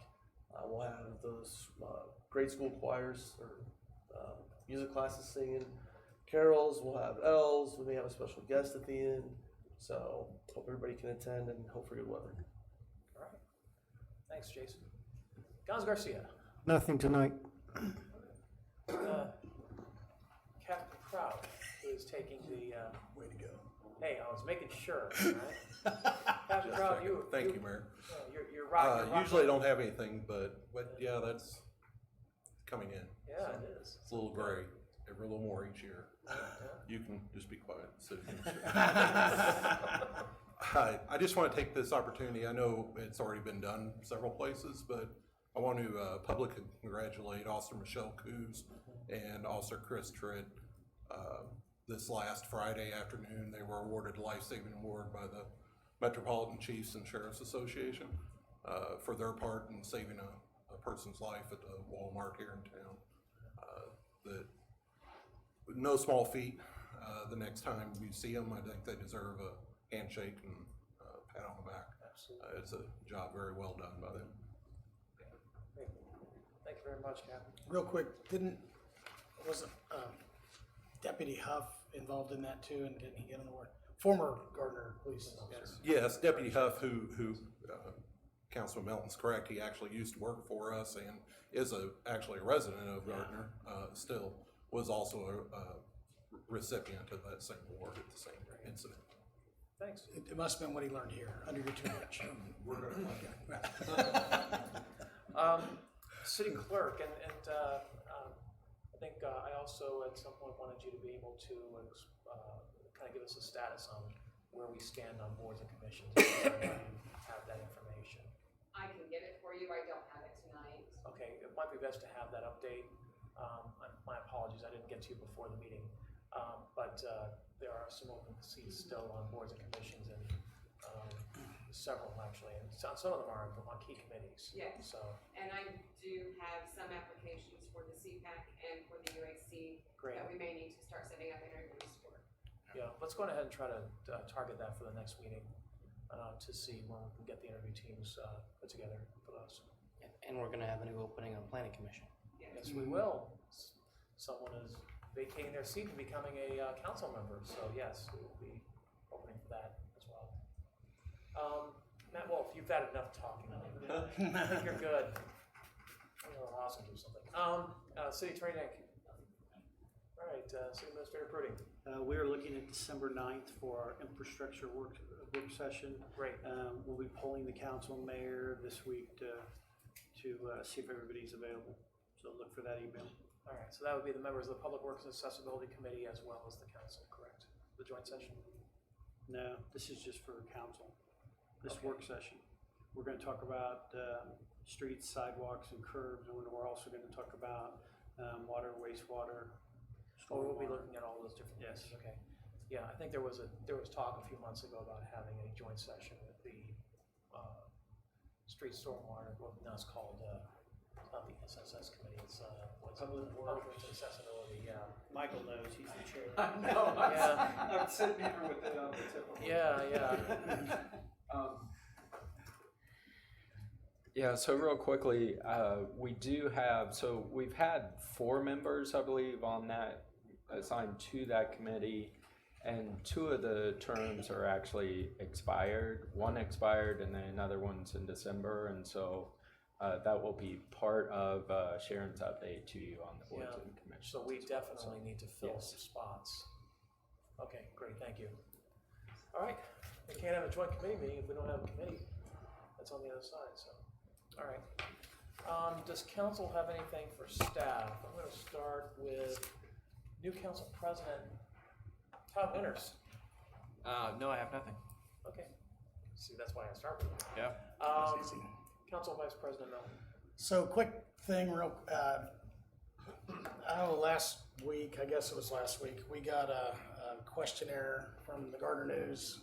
There was an issue on several other questions, but there was one I specifically wanted to address, and it's the number 3. And it says, as you know, council members have to deal with a variety of issues. For example, recently Gardner began expansion along 199th. The Gardner News had to involve an attorney and file a formal protest to achieve public notice be published as required by statute. What do you do?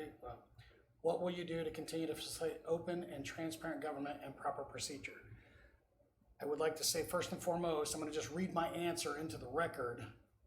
No laws were broken, and the city filed annexation paperwork exactly the same way Edgerton did a year earlier, which the paper printed without hesitation or complaint. So the proper procedure was followed. As for transparency, feel free to stop me and ask questions, email, call, check my Facebook page for a video with more detailed answers on these questions. At no point did the city do anything illegal. We actually did things exactly the way they were done, like I said, by our neighboring city. I have a real problem with when we're accused of, staff especially, or governing body, you can blame us for whatever you want, I don't care. When staff's blamed for something, I think that's below the belt a little bit, because we had all these things checked out before we did it, and they cleared everybody. I did have one question. Would you like to read your statement, Randy? Because I had some questions about it. We can talk about that offline if you'd like. Well, I think the citizens and the rest of the body would you like to read yours, or would you like me to read it? So. No. It's in the newspaper. Right, so I'll just read it. So open and transparent government should be a goal of any elected member, and is my goal. The number of projects, commercial and concerns, community are plentiful. I understand this well and strive to consider feedback from all concerned participants with an honest ear and respectful response. Is there anything on the concerns that you've had that you haven't brought forward to the rest of the body? I haven't heard any concerns, so I'm worried that there are concerns out there that you're not bringing forward. No. So no concerns. The concerns are from the community if you'd read it. Right. Can you elaborate We just on heard those concerns tonight. I mean, on it's just concerns. the annexations on 199th Street? No, just concerns in general. Because this was about annexation on 199th Street, wasn't it? I can answer that question within that question. So you didn't have any concerns about 199? Okay. Nope. So, I understand. Yeah, we need to. There was a question, and then she gave you a premise. I was simply answering the question. Okay. So the other thing I'd like to bring up then is paper of record. And I've done this before, but over the last several months, there has been incorrect information printed in the Gardner News that our staff has had to spend time sending out letters or correspondence with the newspaper, and they refuse to print a retraction when they know that the information is false. We have staff spending way too much time trying to follow up to get this done, and the response is always, Jim or the mayor can write a letter or response to the paper. I think that's irresponsible as journalists. If you are wrong and we can show that it's wrong, you should be printing a retraction. So I'm going to recommend that we change the paper of record to the legal record. And because there are so many people that are reading this stuff, and it is so factually incorrect that, developers are coming to me and going, hey, what is going on? Why are we? And I said, no, that's wrong. Here's the stuff. And I have to spend time doing it. Staff spending time doing it. We shouldn't be printing all the stuff in there that with this other information, making people think that it's correct. And if there's no response. May I make a recommendation? No, you can't discuss anything right now. This is the council's time. So, but you can't talk. That's the thing. So I'd love to speak with you about this. So anyway, needless to say, I think that we should move on paper of record and change it, because I'm tired of dealing with it. I think that staff is tired of dealing with it, if you ask them. So, thoughts? Yeah, you can ask for consensus. I mean, I have been disappointed in some of the stuff that's come out recently with it. Maybe we should wait till we have a full council to proceed with something like that. But I'd be interested in seeing again some of the numbers and some of the other things on that. I'm good with looking at it. We can look at it, Rick, but I think it's more of a retaliatory than it is acknowledgement of freedom of the press. What am I retaliating? Well, you're pulling that away. Pulling what away? Pulling what away? Pulling the paper of record.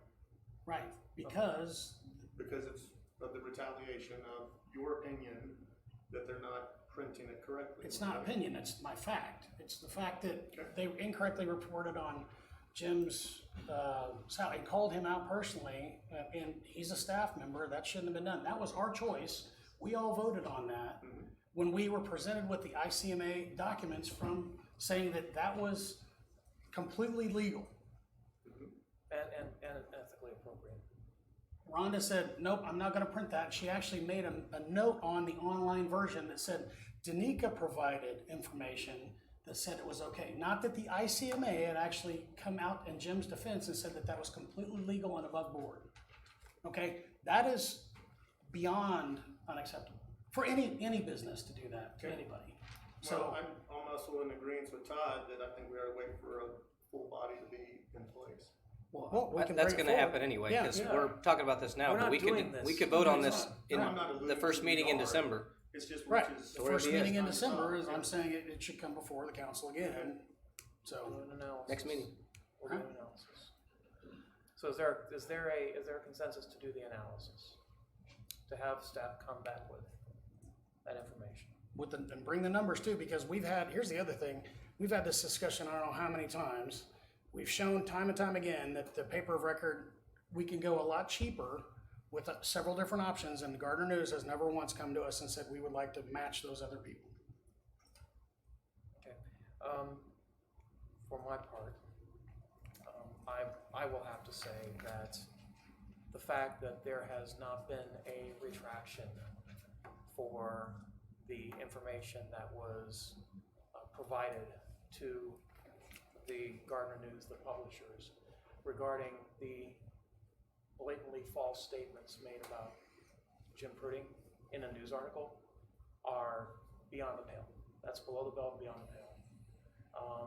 The fact that in an attempt to set a narrative for annexation, that it was done in a quickie fashion and completely non-transparently, and done in an illegal fashion, and mentioned that in an official protest letter in which the paper did not have standing to file a protest. And then after the fact, when nothing changed, there was no change of behavior here. She had published the summary ordinance before lodging the protest, and that there was no action by the city. Yes, she claimed there was action by the city on the advice of her attorneys. That's a blatant falsehood. It's a lie. It's not something that can be, explained away as a misunderstanding. It was absolutely a lie.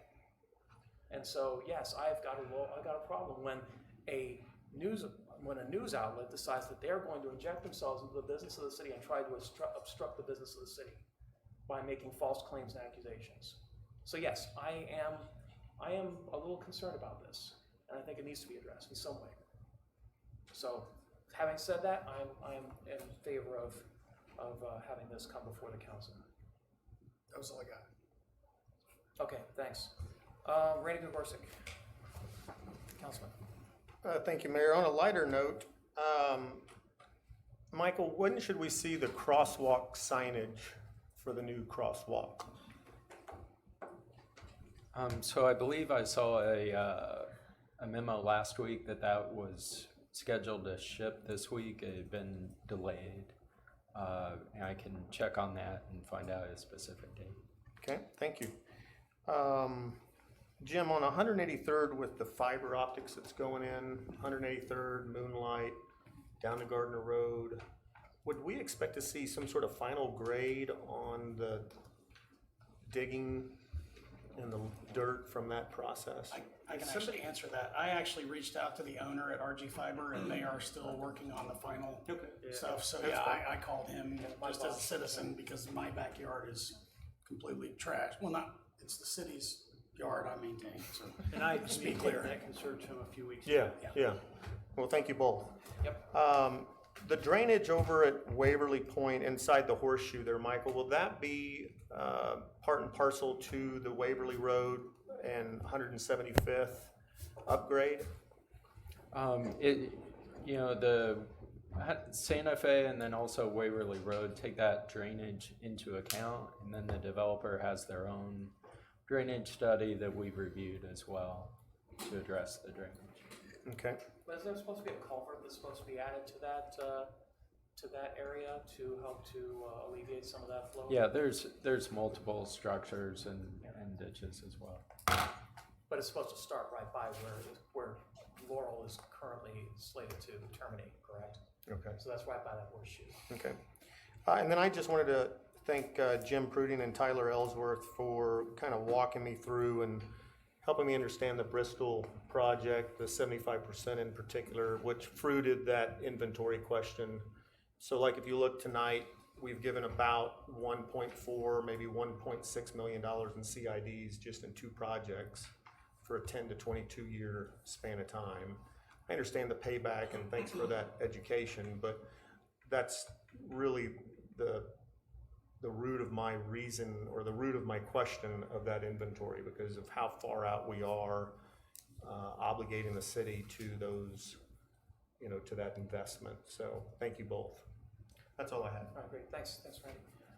Councilman Baldwin. I would like to thank Jim, the rest of the staff, and actually the mayor for helping with, I know, you're shocked. He doesn't do anything. For helping push along the projects that I requested last year, one being with the police department doing the Eddie Eagle program and getting gun education into the younger students. I appreciate that. And then also the Good Samaritan or Gardner Samaritan project that we're starting. And hopefully we can help out more people in town as that grows. So I just wanted to say thank you. Well, dang it, you stole my thunder. See what happens when I give you thanks? So, yeah, I know. Well, it's your prerogative. You're a council member. I'm just the mayor. Councilman Baldwin touched on something that's really cool, and that is that we're having an initial organizational meeting, a formal organizational meeting for the Gardner Samaritan project. That's going to be happening next Monday over at Divine Mercy. Get those two mixed up all the time.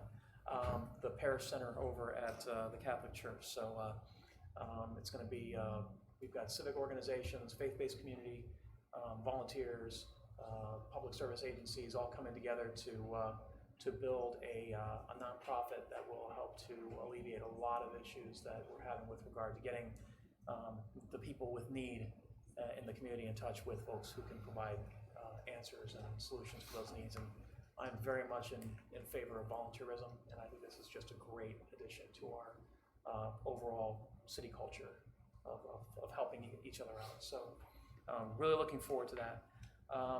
As I said earlier, and as Jason Bruce said, come out to the Christmas in the Park.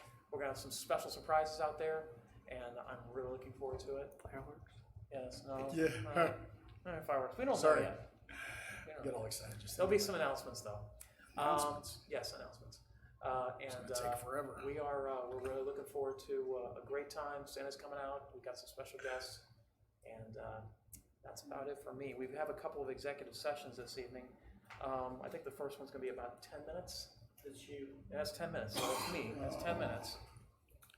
Can we really get that done with him? Yes, I can. Yes.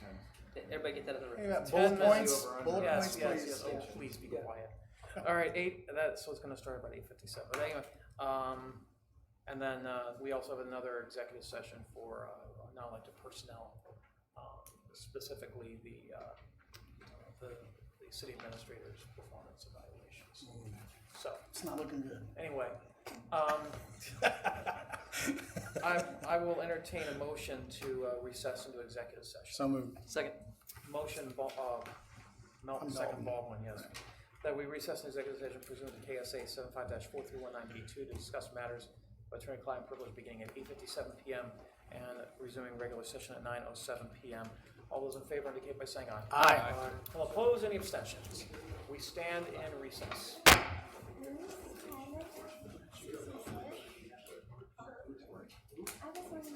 And all staff and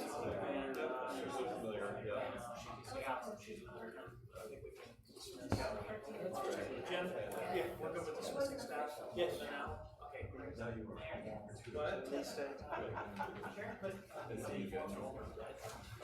Yes, I saw that. Thank you. Yes, I got it right here. Yep. So I will sign these after I get done here. And I'll get them over to Sharon, who's, oh, you need, okay, you need a copy. Hold on just a second. Let's just do that. Yeah, because you're going to be in that section anyway. Yep. All right, super. Thanks. Thanks, Lee.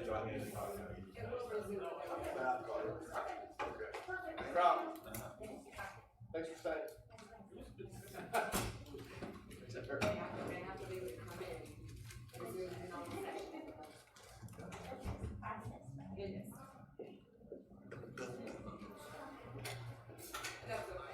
It's fine, you can leave, because we're actually, the staff are actually.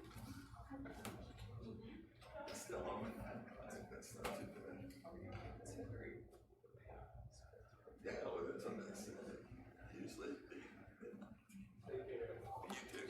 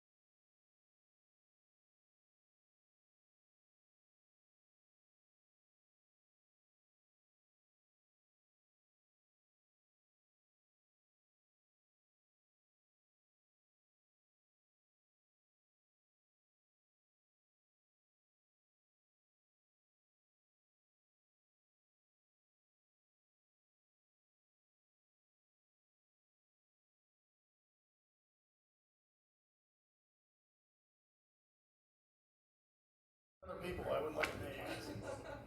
Todd, he's, you know, he's barely. Oh, you got power. I feel special now. Oh, So moved. can poke my eye out. What's that? So moved. Yeah. Have you left? Your worst fears have been realized. I'm the She's told mayor. us before, she doesn't actually record this at the adjournment. Yeah. But if we left, he can't come back into regular session for the adjournment. So if we all walk out, he can't. Just actually, I want to take some water. Just to mess with it. Just grab my stuff and leave. See ya. I mean, business is done, so we can have a little fun. Listen up. It'll be hilarious, though. Don't worry, Ryan. That's not the other stuff. Hey, everybody else supported the NRA, so you're good. Yeah. Man, it's not looking good. I'm telling you what. It's Okay. Does that work? Yeah. I was in there quoting Hello, Trump. Charles. Fired. Seeing you. Yeah. Oh, you ran Charles off. See what happens when the mayor says hi to people? They leave. What can I say? I have that effect on people. Yeah, we got 3 more minutes before we reconvene. I wonder what she wanted to say. Oh yeah, I know. Sorry, you can't talk when I'm up here talking.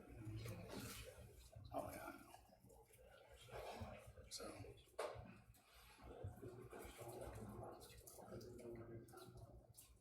I don't think so. You were spot on. I mean, with everything. I was trying to keep my calm. I wish you would have mentioned that you know she told you that it all stopped. If you just printed all that. Maybe she'll be here next Huh? meeting. Maybe she'll be here next meeting. She may be. Yeah. What's the over under?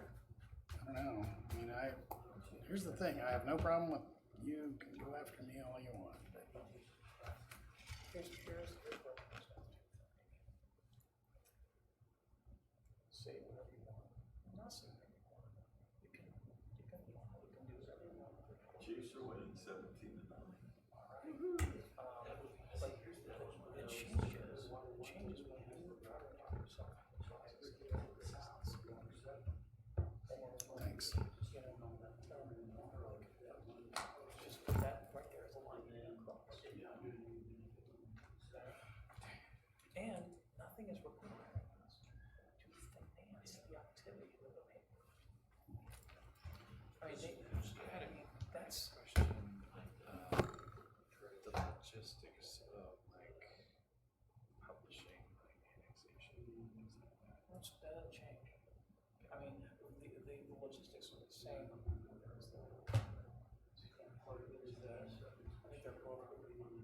Yeah. That's why everybody uses legal record because they. That doesn't change. I think that it's going to require the city.